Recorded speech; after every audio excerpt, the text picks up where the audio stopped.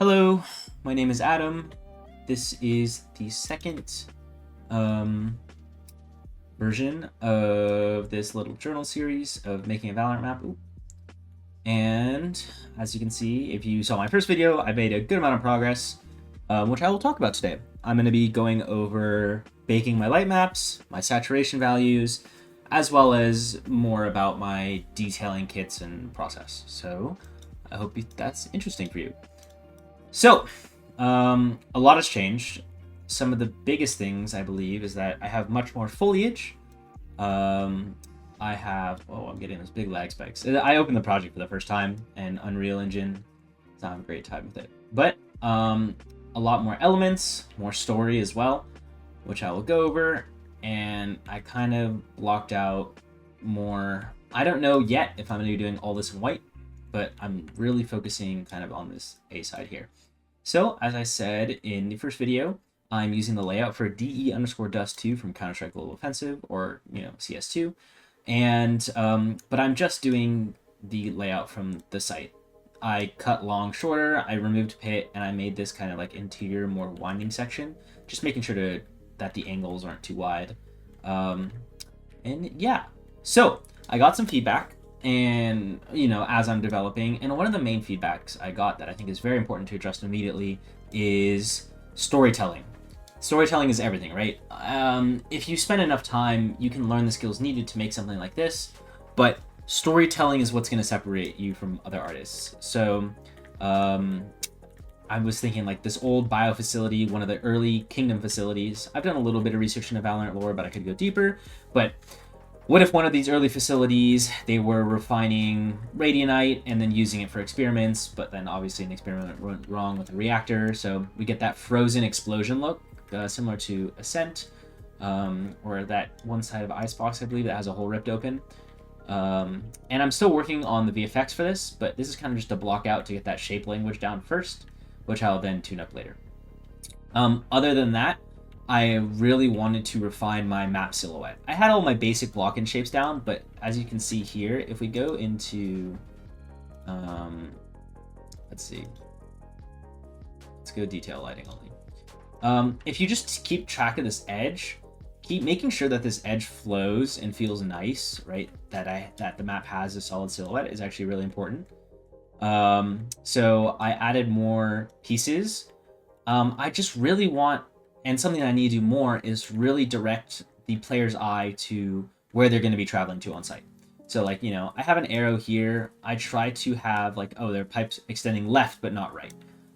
So I hope that a player would look left, and I might need to add, one more decal here or make this one larger. Just more indication they should look this way. And then these pipes going down to the left as well. And something that I'm working on as well is the story with lighting. Right, but I'll get into that in a moment. But yeah, storytelling. So like, big exploded reactor. It's maybe been about a decade or so, and since this has been abandoned, but maybe someone's using it again. And then we can come into here, and I kind of wanted to create, if we follow, these pipes from the reactor to whatever this facility, like a refinement facility, and then over and down into a lab. Like, maybe this thing has been getting some strange power, and that's why it's overgrown. And all like this corruption is coming out, and I need to blend the green in and make it feel, because Valorant doesn't have like super heavy sci-fi or supernatural vibe, but I just want this zone, this interior that I've been working on to feel unique. So that's what I've been doing here, right? And as you can see, all my trims are set to these walls. I have all my materials and tints in place, and this is kind of the base. I still need that next level of pass with decals and alphas. And I would like to remind you that I'm an artist. I'm not exactly a level designer. So one thing that I think I could be doing better is that at player height, things shouldn't be too complex. And something that I understand is that realistically, on a map like this, if you were taking fights here, this kind of structure could be very distracting. So if I was actually working on 100% real gameplay level, I might move this up or down so it's not at player height, right? So that if you're taking a gunfight on this corridor, that you're not like, ooh, and then there's someone here and they kill you. It's same with these canisters over here. I think that's something I could be doing better. Okay, so this is kind of, as you can see, some of my progress. More kit pieces with like these fans and pipes, just making it feel like a lab, right? I have this now, this building and this interior, and you know, Kingdom logo and a couple of decals placed, and I'm just getting all the pieces ready to really start leveling up this environment because it still looks like an alpha pass, right? Okay, cool, yeah. So shape language, important for leading player's eye. Getting my textures in, getting that storytelling element in, and blending those all together is what I'm thinking about, right? Even background buildings, that shape language, like, oh, this is going down to the right. So if I was standing here or here, my eye is drawn down to the right, hopefully, you know. And we come out here. Cool. So now let's talk about lighting. So I have some temp lighting and I have a pretty basic sky sphere right now, as well as all these lights in. And after looking through that development log again from Riot Games, they used baked lighting. And at first I was using Lumen, which looked okay, but it was giving me these really hard shadows and it's much harder to control. And I also don't have access to ambient occlusion maps. By default, they're not enabled with Lumen. So I really wanted to switch to baked lighting because I thought that would accomplish a look much similar to how you would feel in game, and I think that it was pretty successful. Right now, although it is baked lighting, so for example, if I move this light, oh, I'm not my lighting level.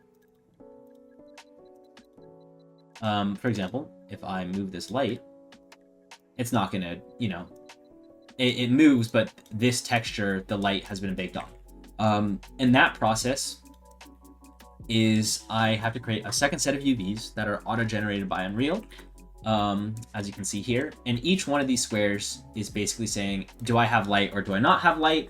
And then when you bake with build and then GPU light mask, right, it creates a whole nother set of maps that the light is then projected onto, right? And this is really optimized because then it doesn't have to do real-time calculations for light. Even though it is slightly older technology, I wanted to know it because I think it's still very well utilized, and they obviously are using it for a super optimized game like Valorant, where even just a bit of FPS on a device can really matter. Yeah. So, lighting. These maps I generated, and you just go into your, disable nanite, and then make sure you switch over your lighting model. Oh god, first time open projects. But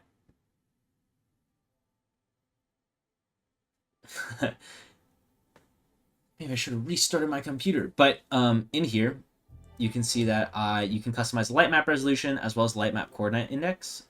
And you can tell it to generate its own light map, which is pretty important, right? Instead of using my own, because right now my textile density is a little bit all over the place. And as I said previously, textile density is just like how stretched are these textures, because the resolution of the trim here, like this bar, is going to be different from the resolution of the bar like right here. Even if it's just a little bit, it can mess up the light maps. So generating my own light maps in Unreal helps make it feel more uniform. Cool. I don't believe I had vertex painting in either. So vertex painting is the process that they show off where you take your object and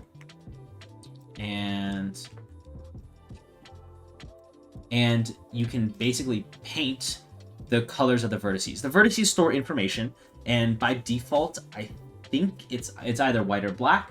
But then you can tell your shader, which I will open up here momentarily, that, oh, when I paint white or black on this, apply a different texture on this model. So in my material, I'm using a material layer system. I have my background material, which is my trim sheet, and I have my overlay material, which is my moss or whatever I'm going to be blending on top of. And I decide, hey, if I'm painting my vertices red, then apply this, otherwise don't, right? And I'm only dealing with two, because if you look at reference for a lot of these maps, you realize that they really only have two blends. This is my old one. This is not super updated, but like there's this leaf texture and there's this rock, and then, oh, there's 3. So then they also have this, like, you know, these rocks I think would also be a vertex blend. You can see them on the floor here and on the wall. Those are not unique textures. They're both the same, and they've been blended to kind of have uniformity between this seam along the ground, right? Yeah. So I'm vertex blending to make sure that, you know, these seams, there's somewhat of a transition between objects. And I'm also using this just quick moss decal, and I also have a distance field, so you can see kind of this edge here. As I move it up and down, it reacts to the environment, and I'm just using simple distance fields to be able to get that nice green edge, which Valorant has on a lot of their plants. And yeah, so that's kind of what I'm doing for foliage. I'm creating these mesh planes, and I'm throwing them in, you know, kits of leaves. And there's some errors here I have to fix with bake lighting in my meshes, but that's for another time. I'm just trying to get it all in there. And these ferns as well. Right? They're just masked out planes. So that's all my foliage, which is also packed in a nice condensed map. And yeah, so this RGB masking and blending really helps kind of bring the environment together. And once I had my foliage in some of my earlier development, especially in my last video, my environment was super desaturated. And I wanted it to be desaturated at first because you don't want players to get distracted with super bright or over vibrant colors, but it was too desaturated, and my lighting was also very cool. So I definitely upped the saturation a bit, especially for points of interest like, you know, the Radiant boxes on site, and under here. And I have been, you know, doing more tests with my color values, making sure that they're not super saturated, but they have that pop, so you can draw people's eye to where you want them to go. Yeah. So I've talked about light maps. I talked a little bit about my foliage. And just one more thing, I can open up some of my shaders, right? This is just my simple distance field shader. Zoom. Where I am just creating parameters that an artist could modify, and then I'm just having, you know, I'm selecting channel, and then using that. Let me also just show my vertex painting material layer. So this is my material layer setup. And I have a lot of things, like I could tile these more, or setting up a lot of variables, so I have a lot of artistic control when I'm actually putting my materials together. This one's relatively simple. I don't go too crazy with the shaders. I just make sure I have all these switches in place in case I need to adjust something, right? And then, you know, as I go in, I'm like, this felt too flat. Then I'm adding some pipes under it and covering it in moss. And be like, oh, there's pipes under this thing that are broken. And it makes more sense that this is kind of like a raised platform and a garage with Radiant boxes behind it. I also started developing kits, such as these door kits, and greeble and pipes. All these things I'm just modeling and applying textures that I already had to it to, you know, add another level, that mid-level detail, like windows. And then I started some decal work as well. So creating decals where it's like, oh, this is A site. And there's the Kingdom logo. And then Reactor A. And we have Reactor A over here too. And just small text things that could be identification numbers, like, oh, caution, the door could close this way, or even a strip, right? This is a transparency decal. And I'm not using decals, I'm using meshes with opacity, because they're less expensive than just straight up decals, which are relatively unoptimized. Yeah, you know. So just layering and layering decals, foliage, different tints of materials I already have to get as far as I can with the least amount of resources, right? And then baking my light. the only hassle with baking light, obviously, is that you can't see it in real time. So you just have to make sure you do edits and then rebake.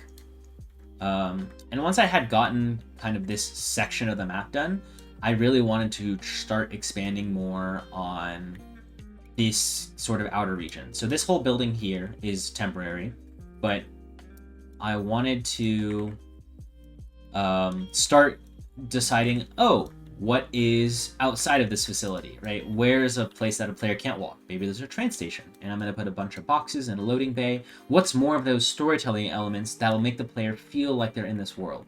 Because it's extremely important. This will be a security checkpoint. They'll have like a desk, and you know, there's like 2 doors, but one of them shut, so we have to go this way. And then, like I said, I have this corrupted kind of like vine bark plant that I need to decorate up. Right, more vertex painting, and I need some more foliage assets, like maybe purple or green leaves on the ground that are kind of twisted. Yeah, and you can see there's some errors that backlighting comes with, because on my mesh that I UV'd, I don't have a UV seam here, but when I auto UV in Unreal, it creates a seam. So that's some small things that I have to work out. But I'm just getting it in there and getting it done. So yeah, like I said before, if you have any specific questions about exactly how I'm doing something, because I'm just going over a brief journal of how I'm developing it and what I'm thinking about, feel free to let me know. I should be able to get back to you pretty quick. So yeah, here's my structure, here's some of my facility, and it's just all modeling and applying to trim, and it's tedious and it takes a lot of time. I'm spending a lot of time because this is one of my final projects, but I'm enjoying myself. Thinking about player sightlines, thinking about lighting and decals. So a lot of the future of this project is going to be more layering, right? I have some good medium props in there and some good larger shapes, but Valorant, their map work is so optimized and just so well made. Like, it all fits in style, and that's something that I'm still working through. And doing the role of both a level designer and an environment artist with limited time slows me down. So trying to pipeline my whole process is taking longer than if you had a manager or someone telling you your color values or shape language and concept art, all these things I'm trying to do on my own. So yeah. Oh. A lot of pieces. I gotta work on some of these big flat shapes that I need to make even just a little bit like more indication of what it is and what it's doing. So yeah, I'll hope to get back to you soon. I hope you just enjoy these little dev updates. If you're interested in doing something like this yourself, it takes a lot of time, but it's fun. I like being an artist. So I hope you learned something. I hope just talking about my process might inspire someone else to do the same. You know, the dream is to work for Riot one day, but hopefully I can impress them. But we're, you know, probably getting close to the halfway point. For the amount of time I have for this project, and I just hope I can get as much done as I can. But it's just going to be all about that refining and look development and shape language. This will be maybe like a little coffee cart area outside the lab. So we'll see. Thank you for watching. I hope you enjoyed very much. And like I said, please, if you have any questions, let me know, and I'll be sure to get back to you. I enjoy talking about this stuff. So yeah, hope you have a good day, and see you later.